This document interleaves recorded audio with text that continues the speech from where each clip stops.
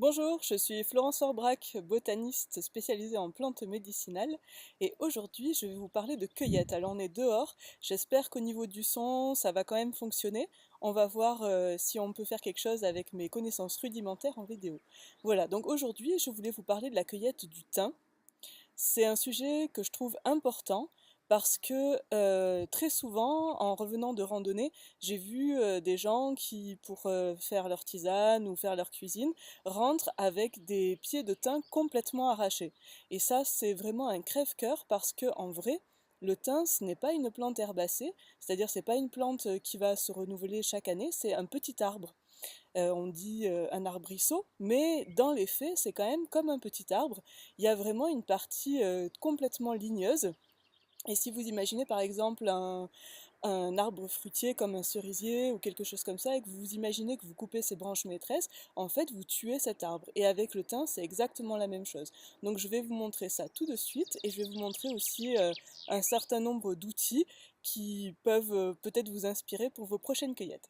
Voilà, donc derrière moi, vous avez un magnifique pied de thym, ici, et comme vous pouvez le voir, il a, enfin en tout cas j'espère que vous pouvez le voir, il a vraiment des parties qui sont complètement ligneuses.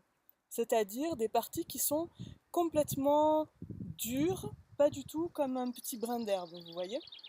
Voilà. Donc ça, cette partie-là, surtout, il ne faudra pas couper ici. Il faudra venir couper à l'endroit où la plante a fait ses jeunes pousses.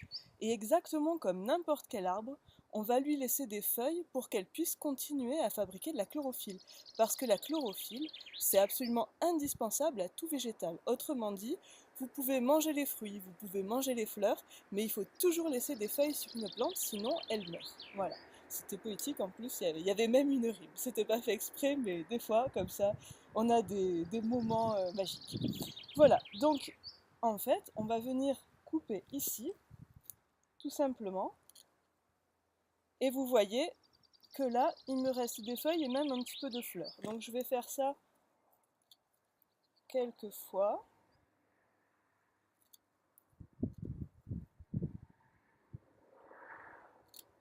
Voilà, et vous voyez que je donne une petite allure de coussin en fait à ma plante.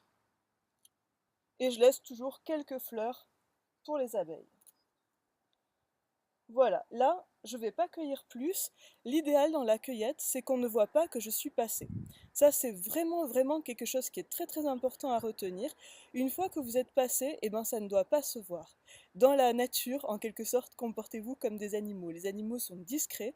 À part un pisteur, on n'est pas capable de voir leurs traces, à part évidemment un sanglier, mais bon, c'est encore, il y a toujours des exceptions, c'est comme ça. Mais en tout cas, dans la nature, vraiment, comportez-vous comme des animaux, il ne faut pas qu'on voit vos traces. Alors pour le thym, là j'ai utilisé un sécateur.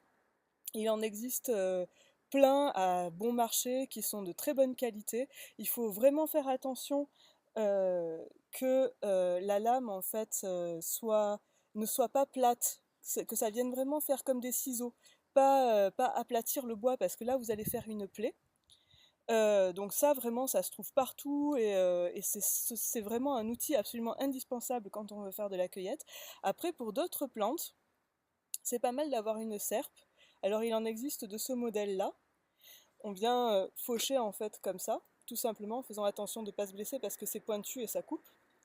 Et puis, alors ça, moi j'en ai trouvé qu'une seule comme ça, c'est une petite serpe, mais c'est une serpe avec des dents.